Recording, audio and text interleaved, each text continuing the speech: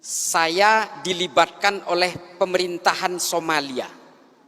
Saya melakukan Zoom meeting dengan para menteri di Somalia dan juga dari kepresidenan Somalia. Zoom meeting berkali-kali. Mereka ingin tanya, bagaimana sih cara Indonesia itu mengatasi kelompok-kelompok teror dan ekstrim ini? Sementara kami, ini menurut Menteri Agama Somalia, sementara kami satu negara ini Pak, pahamnya sama Pak, penganut paham Wahabi Salafi. Satu negara. Wallahi, ini saya cerita yang benar. Kalau saya dianggap ngecap. Negara saya sama-sama Pak mengharamkan ucapan Natal. Tidak boleh. Negara saya sama-sama mengharamkan musik.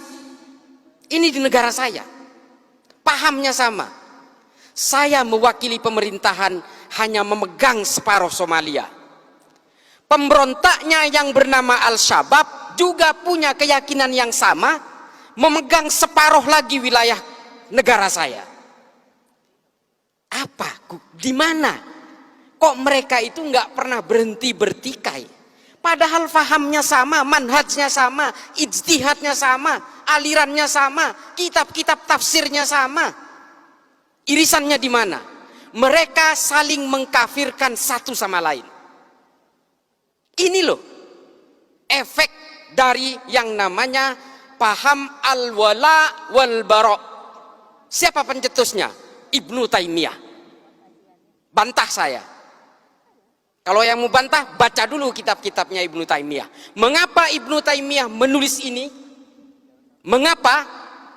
Ini yang di Zoom, tolong perhatikan. Ibnu Taimiyah hidup pada masa keruntuhan Bani Abbasiyah dari serbuan bangsa Mongol tahun 1258. Dan ketika itu Ibnu Taimiyah hidup pada masa periode peperangan orang Eropa dengan orang Arab Islam untuk memperebutkan Yerusalem. Ini kuncinya. Makanya kalau kita baca semua kitab-kitab Ibnu Taimiyah itu betul-betul selalu menggugah keterpurukan politik Islam pada masanya. Makanya kalau di TV saya sering bilang gini adik-adik, kita ini semua bukan penganut agama sebenarnya. Kita ini adalah penganut tafsir-tafsir agama. Maka kita kemudian semua berbeda-beda. Sesama agama Islam pun tafsirnya berbeda-beda. Makanya kita ini adalah penganut tafsir-tafsir agama. Kalau kalian tanya saya, Islam ini agamanya apa? Islam. Ada pertanyaan lanjutan, NU apa Muhammadiyah? Sunni apa Syiah? Belum bicara manhaj, belum bicara ijtihad, belum bicara mazhab. Syafi'ikah, Malikikah, Hanafikah, Hambalikah? Ini tafsir-tafsir semua. Sesama Islam, sesama Syafi'i, sesama NU pun masih aja yang satu pengusung khilafah, yang satu bukan. Ini tafsir lagi. Ini loh. Makanya kemudian kita itu, saya sering sekali saya berbicara di media ini, janganlah kemudian kalian mengklaim kebenaran-kebenaran itu. Karena Allah itu betul-betul menekankan dengan cetak tebal dalam Al-Quran itu, bahwa saya menciptakan manusia ini dalam segala perbedaannya, baik bersuku-suku, berbangsa-bangsa, dengan tafsir-tafsirnya, beragama yang berbeda, dengan konsep lita'arofu. Ini loh. Lita'arofu itu apa? Saling mengenallah kalian, berinteraksilah kalian dengan segala perbedaannya. Perbedaan ini sunnatullah. Adik yang tidak pakai hijab, Islam. Hah? Hindu. Saya tahu, dia Hindu, nggak pakai hijab, karena dia itu lahir dari orang tua beragama Hindu. Yang di depannya kan pakai hijab, karena lahir dari orang tua beragama Islam. Ini takdir-takdir kelahiran dan keimanan itu tidak bisa dipisah begitu saja, Dek.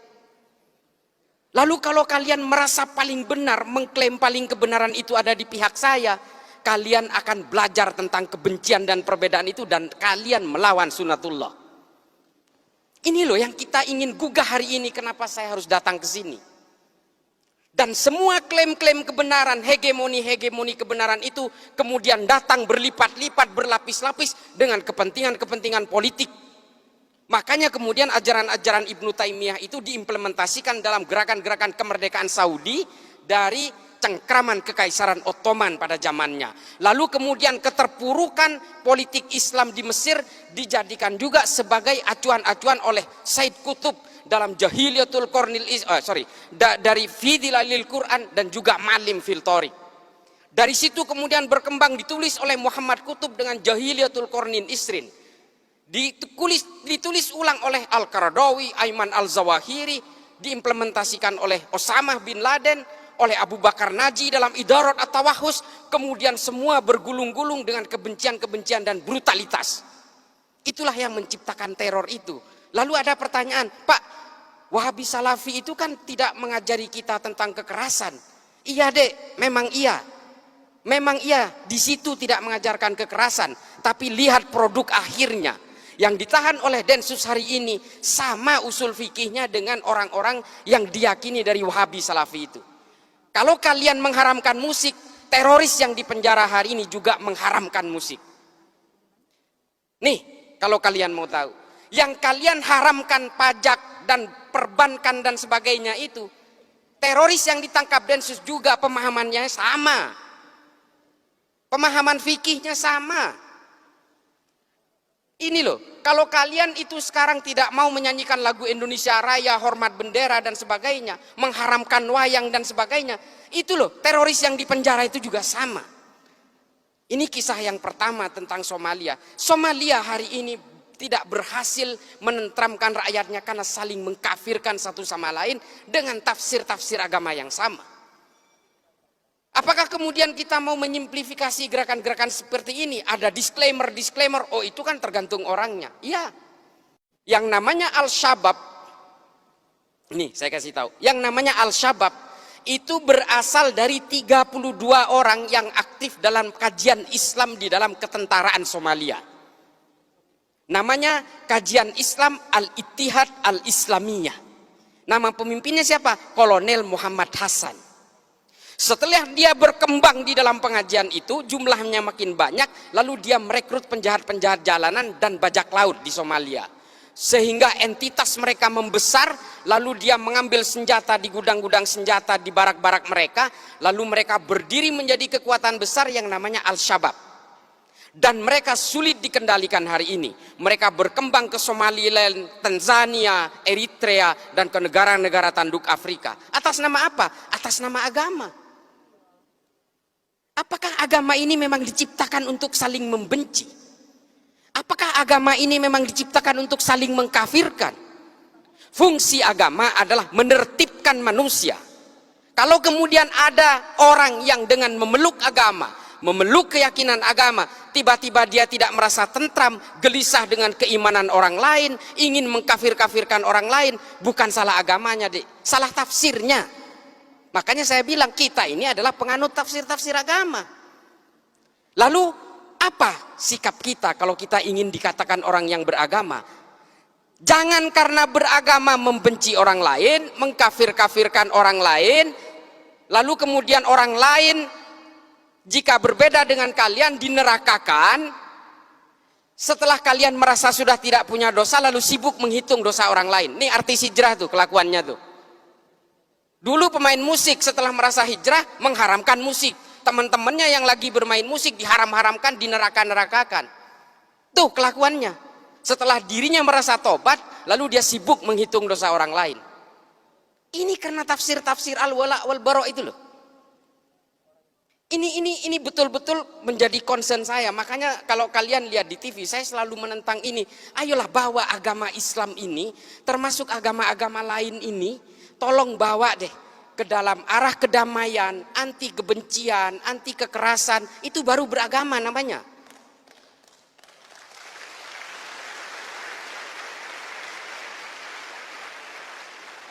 Memang terrorism has no religion. Terorisme tidak ada agamanya. Semua agama punya potensi untuk melahirkan terorisme dan kekerasan. Semua agama, bukan hanya Islam deh. Cuma kenapa saya concern kepada agama Islam? Satu, Islam itu adalah agama yang paling banyak dipeluk oleh manusia Indonesia hari ini, dan saya sendiri Islam. Di India terorisnya orang Hindu deh, Bharatiya Janata garis keras. Di Myanmar siapa terorisnya? Orang Buddha deh. Namanya Asin Wiratu. Apakah di Jerman itu ada teroris? Ada, Protestan. Namanya Baader-Meinhof, nama kelompoknya. Apakah di Amerika tidak ada teroris? Ada deh, namanya White Supremacy, Ku Klux Klan, FARC, Antifa. Tidak ada teroris Islam di sana, itu sedikit. Makanya yang nyerang 9/11 itu dari Saudi semua. Saya ada di sana waktu itu. Saya tinggal di Amerika kurang lebih 6 tahun. Ketika 9/11 saya tinggal di sana. Saya dulu pernah terpapar dengan ajaran-ajaran Ma'alim fil Thoriq ini. Saya meyakini bahwa kalau Islam ingin berjaya, maka Islam harus tegak secara politik. Itu keyakinan saya dulu. Kalau lihat Gus Dur di TV, saya matikan TV-nya. Ini antek Yahudi ini. Saya dulu begitu. Ketika ada orang-orang Islam yang moderat, wah saya matikan TV-nya. Cak Nur apalagi, paling saya benci itu. Nurholis Majid, Allah yarham. Buya Syafi'i Ma'arif, saya ganti channelnya, saya mending nonton yang lain. Itu dulu saya seperti itu. Tapi kemudian saya berusaha mempelajari semuanya. Saya baca buku kanan, buku kiri, buku tengah, saya baca semua. Das Kapital saya habiskan. L'état de Révolution saya habiskan. Ma'alim fil Thoriq, Jahilatul Qarnil Isrin, saya baca semua. Hingga akhirnya apa? Kepala saya menjadi melting pot dari kesadaran-kesadaran kognitif bahwa manusia dan takdir-takdir keimanannya ini selalu berbeda. Kalau saya lahir di Meksiko, saya pastikan 1000% saya Katolik. Saya tidak bisa nantang soal hidayah. Ini benar-benar prerogatifnya Allah. Tapi kalau saya lahir di Argentina, saya Katolik deh. Lalu kemudian dengan takdir-takdir kelahiran itu, apakah kita kemudian seolah-olah, oh karena saya Islam, sejak lahir saya Islam, maka saya yang akan paling menghuni surga. Kalau orang yang berbeda dengan saya pasti masuk neraka. Selalu punya niatan-niatan seperti itu. Demikian juga dengan orang yang Kristen, kalau kalian mau percaya. Orang yang Katolik juga begitu kok. Inilah konsep-konsep dasar keyakinan itu. Lalu apakah saya menganggap semua agama benar? Bukan itu konsepnya. Setiap orang yang memeluk agama pasti menganggap keyakinannya paling benar. Persoalannya, apakah dengan menganggap keyakinan saya yang paling benar, apakah saya harus menyalah-nyalahkan keyakinan orang lain? Kan nggak harus. Itu adalah kesalahan besar, offsetnya di situ. Dengan mengatakan istri saya cantik, saya tidak harus mengatakan istri orang lain jelek kok. Ini loh analoginya. Maka kemudian Habib Ali Al-Jufri membuat sebuah buku, judulnya Al-Insaniyah Qabla Tadayyun. Mengenal kemanusiaan lebih dulu sebelum mengenal agama. Karena apa? Kelahiran kita dan konsep-konsep keimanan ini berbanding linier. Kita beragama Islam karena lahir dari negara dengan mayoritas Islam dan dari orang tua beragama Islam.